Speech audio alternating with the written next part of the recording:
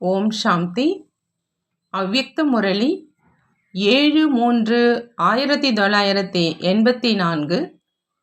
அவ்யக்த பாப்தாதா, மதுபன். இன்றைய முரளியின் தலைப்பு, கர்மாதீத் வானப்பிரஸ்தி ஆத்மாக்கள்தான் தீவிர வேகமாக சேவை செய்வதற்கு பொறுப்பாளர்கள். அதாவது கர்ம பந்தனமற்ற நிலையில இருக்கிற ஆத்மாக்கள், சப்தத்திலிருந்து விலகிய நிலையில் இருக்கக்கூடிய ஆத்மாக்கள் தான் தீவிர வேகமாக சேவை செய்வதற்கு பொறுப்பாளர்கள். பாபா சொல்றாங்க, மதுபன் வரதான பூமி, சக்தி நிறைந்த பூமி, சிரேஷ்ட குழுவினருடைய பூமி, சகஜ பரிவர்த்தன பூமி, அனைத்து பிராப்திகளை அனுபவம் செய்விக்கும் பூமி. அந்த மாதிரியான பூமியில அனைவரும் தன்னை சம்பன்னமாக, அதாவது அனைத்து விஷயங்கள்னால நிரம்பியவராக அனுபவம் செய்கிறீங்களா அப்படின்னு பாபா கேட்குறாங்க. ஏதாவது பிராப்தியின்மை இருக்குதா? என்னென்ன அனைத்து பொக்கிஷங்களும் கிடைச்சிருக்குதோ அதை சதா காலத்துக்காக தாரணை செஞ்சிருக்கீங்களான்னு கேட்குறாங்க. இங்கிருந்து சேவை ஸ்தானத்துக்கு சென்று பெரும் வள்ளலாகி இதே சக்திகளை, அனைத்து பிராப்திகளை அனைவருக்கும் கொடுப்பதற்கு பொறுப்பாளராக ஆவேன் என்று அப்படி நினைக்கிறீங்களா? சதா காலத்துக்கும் தன்னை விக்ன விநாசக்கு சமாதான சொரூபமா அனுபவம் செஞ்சீங்களா? தன்னுடைய பிரச்சனையே வேறு, ஆனால் மற்ற ஆத்மாக்களுடைய பிரச்சனைகளுக்கும் சமாதான சொரூபம். நேரத்துக்கு தகுந்த மாதிரி இப்போ பிராமண ஆத்மாக்கள் பிரச்சனைகள்ல வசமாக இருக்கிறதுல இருந்தும் கடந்து சென்றிடணும். பிரச்சனைகளுக்கு வசமாவது குழந்தை பருவம். இப்போ பிராமண ஆத்மாக்களினுடைய அந்த குழந்தை பருவத்தினுடைய காலம் முடிஞ்சிடுச்சு. வாலிப நிலையில மாயாவை வென்றவர் ஆவதற்கான விதி மூலமா மகாவீர் ஆனீங்க, சேவையில சக்கரவர்த்தி ஆனீங்க, அநேக ஆத்மாக்களுக்கு வரமளிப்பவராகி பெரும் வள்ளலாக ஆனீங்க, அநேக விதமான அனுபவம் செஞ்சு மகாரதி ஆனீங்க. இப்போ கர்மாதீத் வானப்பிரஸ்த நிலையில செல்வதற்கான நேரம் சேர்ந்துடுச்சு. கர்மாதீத் வானப்பிரஸ்த நிலை மூலமாக தான் உலகத்தினுடைய அனைத்து ஆத்மாக்களை அரை கல்பத்துக்காக கர்ம பந்தனங்கள்ல இருந்தும் விடுபட்டவராக்கி முத்தியில அனுப்புவீங்க. விடுபட்ட ஆத்மாக்கள், அதாவது முக்தியில இருக்கிற ஆத்மாக்கள் தான் ஒரு வினாடியில முக்தியின் ஆஸ்தியை தந்தையிடமிருந்து பெற வைக்க முடியும். பெரும்பான்மையான ஆத்மாக்கள் முக்தியை யாசிப்பதற்காக கர்மாதீத் வானப்பிரஸ்த பெரும் வள்ளல், வரமளிக்கும் வள்ளல் குழந்தைகள் உங்களிடம் வருவாங்க. எப்படி இப்போ உங்களுடைய ஜட விக்கிரகங்களுக்கு எதிரில் சிலர் கோயில்களுக்கு போய் பிரார்த்தனைகள் செஞ்சு சுகம் சாந்தி வேண்டுறாங்க, சிலர் தீர்த்த ஸ்தானத்துங்களில் சென்று வேண்டுறாங்க, சிலர் வீட்டில் அமர்ந்துக்கிட்டே வேண்டுறாங்க. யாருக்கு எந்த அளவு சக்தி இருக்குமோ அதுவரை சென்றடைகிறாங்க. ஆனால் சக்திக்கு ஏற்றபடி பலனை பிராப்தி செய்கிறாங்க. சிலர் தூர இடத்துல அமர்ந்து கொண்டும் உள்ளபூர்வமாக செய்கிறாங்க. மேலும் சிலர் மூர்த்தியினுடைய எதிரில் தீர்த்த ஸ்தானங்கள் மற்றும் கோயில்களில் சென்றும் வெளி பகட்டளவில் செய்கிறாங்க, சுயநல வசமாகி செய்கிறாங்க. அந்த அனைத்து கணக்கினுடைய அனுசாரம் எப்படி காரியமோ, எப்படி பாவனையோ அப்படி பலன் கிடைக்கிது. அதே மாதிரி இப்போ நேரத்துக்கு ஏற்ற மாதிரி சைத்தன்ய பெரும் வள்ளல், வரமளிக்கும் வள்ளல் மூர்த்திகள் உங்களினுடைய எதிரில் பிரார்த்தனை செய்வாங்க. சிலர் சேவை ஸ்தானம் அப்படிங்கிற கோயிலில் செல்வாங்க, சிலர் மகான் தீர்த்த ஸ்தானம் மதுபன் வரை வருவாங்க. மேலும் சிலர் வீட்டில் அமர்ந்து கொண்டு காட்சிகளை பார்த்து தெய்வீக புத்தி மூலமா பிரத்யட்சத்தினுடைய அனுபவம் செய்வாங்க. எதிரில் வரல அப்படின்னாலும் அன்பு மற்றும் திட எண்ணத்தோடு பிரார்த்தனை செய்வாங்க. மனதால சைத்தன்ய பரிஸ்தாக்கள் உங்களை ஆவாகனம் செஞ்சு முக்தியினுடைய ஆஸ்திக்கான அஞ்சலி கேட்பாங்க. குறைந்த காலத்தில் அனைத்து ஆத்மாக்களை ஆஸ்தி பெற வைக்கும் காரியம் அதிவேகத்தில் செய்ய வேண்டியதாக இருக்கும். எப்படி விநாசத்துக்கான சாதனம் மிகவும் நுட்பமாக இருக்கிறதுனால அதிவேகத்தில் முடிப்பதற்கு பொறுப்பாளர் ஆகும், அதே மாதிரி பெரும் வள்ளல், வரமளிக்கும் வள்ளல் ஆத்மாக்கள் நீங்கள் தன்னுடைய கர்மாதீத்து பரிஸ்தா சொரூபத்தினுடைய சம்பூர்ண சக்திசாலியான சொரூபம் மூலமா அனைவரினுடைய பிரார்த்தனையின் பலனா முக்தியினுடைய ஆஸ்தியை பெற வைப்பீங்க. அதிவேகமாக இந்த காரியத்தை செய்வதற்காக மாஸ்டர் சர்வ சக்திவான், சக்திகளினுடைய களஞ்சியம், ஞானத்தின் களஞ்சியம், நினைவு சொரூபமானவங்க நீங்க தயாராக இருக்கீங்களான்னு பாபா கேட்குறாங்க. விநாசத்தினுடைய இயந்திரம் மற்றும் வரதானத்தினுடைய இயந்திரம் இரண்டும் அதிவேகத்தில் சேர்ந்தே இயங்கும்.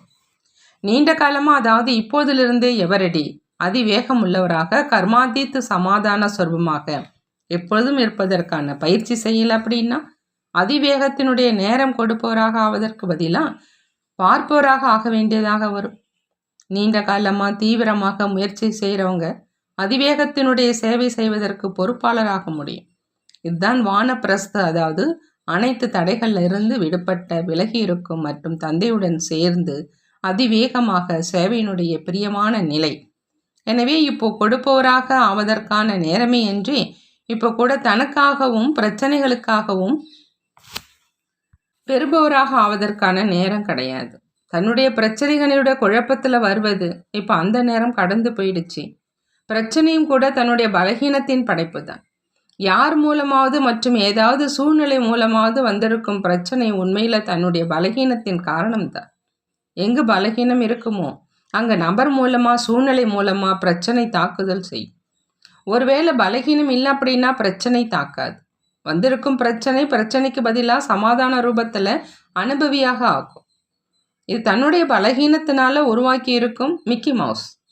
இப்பொழுதும் நீங்கள் அனைவரும் சிரிக்கிறீங்க. மேலும் எந்த நேரம் வருதோ அந்த நேரம் என்ன செய்கிறீங்க? நீங்களே மிக்கி மவுஸாக ஆயிடுறீங்க. அதனோடு விளையாடுங்க, மற்றபடி பயப்படாதீங்க. ஆனால் இதுவோ குழந்தை பருவத்து விளையாட்டு. ஆகினால இதை உருவாக்காதீங்கிறாங்க பாபா. நேரத்தையும் இழக்காதீங்க. இதை விட்டும் விலகிய நிலையான வானப்பிரஸ்தியாக ஆயிடுங்கிறாங்க பாபா. புரிந்ததா அப்படின்னு கேட்குறாங்க. நேரம் என்ன சொல்லுது? தந்தை என்ன சொல்கிறாங்க? இப்போ கூட பொம்மைகளுடன் விளையாடுவது பிடிச்சிருக்குதா அப்படின்னு பாபா கேட்குறாங்க. எப்படி கலியுகத்தினுடைய மனித படைப்பு கூட என்னவாக ஆயிடுச்சு? முரளியில் கேட்குறீங்க தான் இல்லையா? தேலு பூரானாக ஆகிட்டாங்க.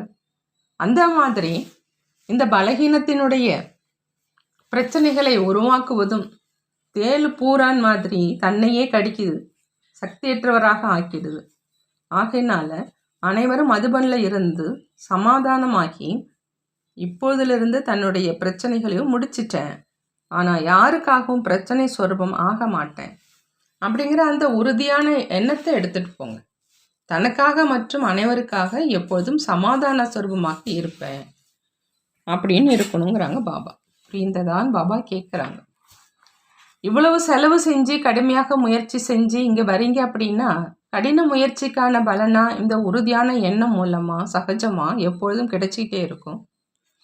எப்படி முக்கியமான விஷயம் தூய்மையாக இருப்பதற்காக இறந்துருவேன், சகிச்சு கொள்வேன், ஆனால் இந்த விரதத்தை அவசியம் கடைப்பிடிப்பேன் அப்படிங்கிற அந்த திட எண்ணம் வச்சிங்க இல்லையா?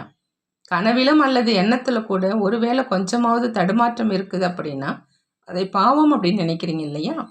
அதே மாதிரி பிரச்சனை சொரூபமாக ஆவது அல்லது பிரச்சனைக்கு வசமாகி விடுவது அப்படிங்கிற இதுவும் பாவ கணக்கு. பாவத்தினுடைய விளக்கத்தை தெரிஞ்சிருக்கீங்க. எங்கு பாவம் இருக்குமோ அங்கு தந்தையினுடைய நினைவு இருக்காது, துணை இருக்காது. பாவம் மற்றும் தந்தை இரவு மற்றும் பகல் மாதிரி.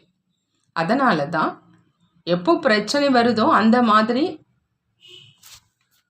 நேரத்தில் தந்தை நினைவில் வராங்களா, நினைவு விலகிடுதா இல்லையா? பிறகு எப்போ நொந்து போகிறீங்களோ அப்போ தந்தையினுடைய நினைவு வருது. மேலும் அதுவும் பக்தனினுடைய ரூபத்தில் நினைவு செய்கிறீங்க, அதிகாரியினுடைய ரூபத்தில் இல்லை. சக்தி கொடுங்க, ஆதரவு கொடுங்க, கடந்து விட செய்யுங்க என்றெல்லாம் சொல்கிறீங்க. அதிகாரியினுடைய ரூபத்தில், துணைவனுடைய ரூபத்தில் சமமானவராகி நினைவு செய்யறது இல்லை.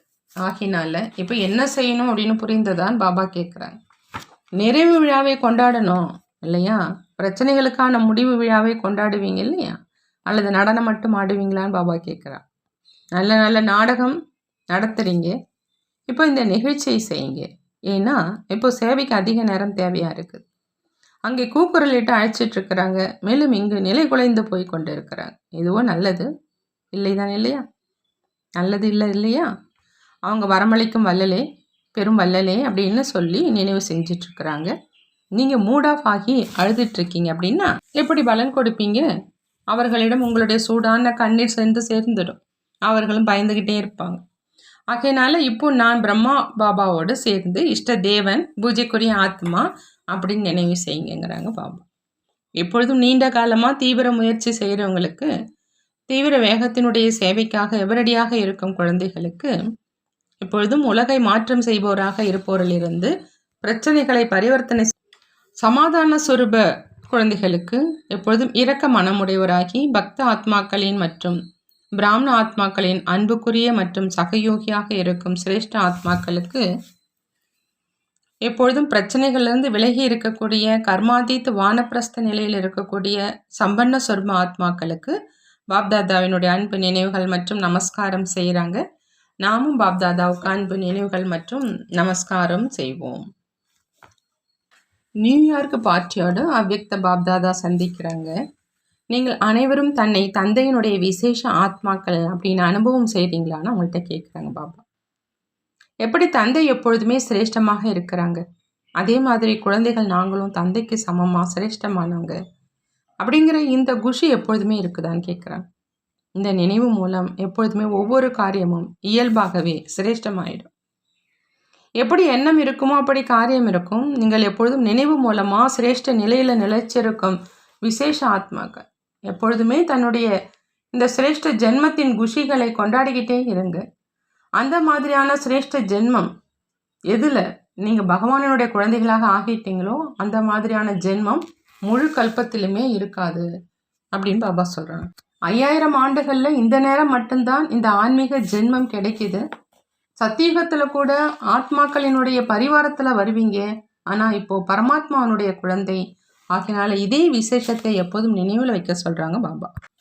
நான் பிராமணன், உயர்ந்ததிலும் உயர்ந்த தர்மம், காரியம் மற்றும் பரிவாரத்தை சேர்ந்தவன் அப்படிங்கிற இந்த இதே நினைவு மூலம் எப்பொழுதும் ஒவ்வொரு அடியிலும் முன்னேறி சென்று கொண்டே இருங்க. முயற்சி செய்வதனுடைய வேகம் எப்பொழுதுமே தீவிரமாக இருக்கட்டும். பறக்கும் கலை எப்பொழுதுமே மாயாவை வென்றவராக மற்றும் பந்தனமற்றவராக ஆக்கிடும். எப்போ தந்தையை தன்னுடையவராக ஆக்கிட்டீங்க அப்படின்னா இன்னும் வேறு என்ன தான் இருக்குது? ஒன்றுதான் மிச்சம் இருந்தது இல்லையா? அந்த ஒன்றில் தான் அனைத்தும் அடங்கியிருக்கு. ஒருவரின் நினைவில் ஒருவரின் ரசனை அப்படிங்கிற அந்த நிலையில் நிலைத்திருக்கிறதுனால சாந்தி, சக்தி மற்றும் சுகத்தினுடைய அனுபவம் ஆகிட்டே இருக்கும். எங்கு ஒன்று இருக்குதோ அங்கு நம்பர் 1 இருக்கும். அப்படி நீங்கள் அனைவரும் நம்பர் 1 தான் இல்லையான்னு பாபா கேட்குறாங்க. ஒருவரை நினைவு செய்வது சுலபமா அல்லது அநேகர்களை நினைவு செய்வது சுலபமா? தந்தை இந்த பயிற்சியை மட்டும்தான் செய்விக்கிறார், வேறு ஒன்றும் கிடையாது. 10 பொருட்களை தூக்குவது சுலபமா, ஒரு பொருளை தூக்குவது சுலபமா அப்படின்னு பாபா கேட்குறாங்க. புத்தி மூலமாக ஒருவருடைய நினைவிலேயே இருப்பது ரொம்ப ஈஸி. அநேகனுடைய லட்சியம் மிக நல்லதாக தான் இருக்குது. லட்சியம் நல்லதாக இருக்குது அப்படின்னா லட்சணம் நல்லதாக ஆகிட்டே இருக்கும் அப்படிங்கிறாங்க பாபா. நல்லது. பாபா வரதானம் கொடுக்குறாங்க. எண்ணம் மற்றும் சொல்லின் ஒருங்கிணைப்பு மூலமாக மந்திர காரியம் செய்யக்கூடிய புதுமை மற்றும் விசேஷம் நிரம்பியவர்களாக ஆகுக. புதுமை மற்றும் விசேஷம் நிரம்பியவராக ஆகணும் அப்படின்னா பாபா சொல்கிறாங்க, எண்ணம் மற்றும் சொல்லினுடைய ஒருங்கிணைப்பு மூலமாக மந்திர காரியம் செய்யணும். எண்ணம் மற்றும் சொல்லின் ஒருங்கிணைப்பு மந்திர சக்தியின் காரியம் செய்து இதன் மூலமாக குழுவின் சின்ன சின்ன விஷயங்கள் நீங்கள் நினைச்சிங்க அப்படியே நடந்தது அப்படின்னு மந்திரம் போட்டது போல முடிவடைஞ்சிடும். மனதால் சுப பாவனை மற்றும் சுப ஆசீர்வாதங்கள் கொடுப்பதனாலேயே பிஸியாக இருந்தீங்க அப்படின்னா மனதினுடைய குழப்பம் முடிவடைஞ்சிடும். முயற்சி செய்யறதுல ஒரு பொழுதும் மனமுடைஞ்சு போக மாட்டீங்க. குழுவில் ஒரு பொழுதும் பயப்பட மாட்டீங்க. எண்ணம் சொல்லல் இணைந்து சேவை செய்யறதுனால விஸ்தாரமான மார்க்கத்தின் சேவையின் பிரபாவத்தை பார்ப்பீங்க. இப்போ சேவையில் இதே புதுமை மற்றும் விசேஷத்தினால சம்பன்னமானீங்க அப்படின்னா 9 லட்சம் பிரஜைகள் சகஜமாக தயாராகிடுவாங்கன்னு சொல்கிறாங்க பாபா. ஸ்லோகன்: எப்பொழுது முழுமையாக விகாரமற்றவராக ஆவீங்களோ அப்போ புத்தி சரியான முடிவை கொடுக்கும் அப்படின்னு பாபா சொல்கிறாங்க. எப்போ முழுமையான விகாரமற்றவராக ஆவீங்களோ அப்போ புத்தி சரியான முடிவை கொடுக்கும். நல்லது. ஓம் சாந்தி. நன்றி பாபா, நன்றி.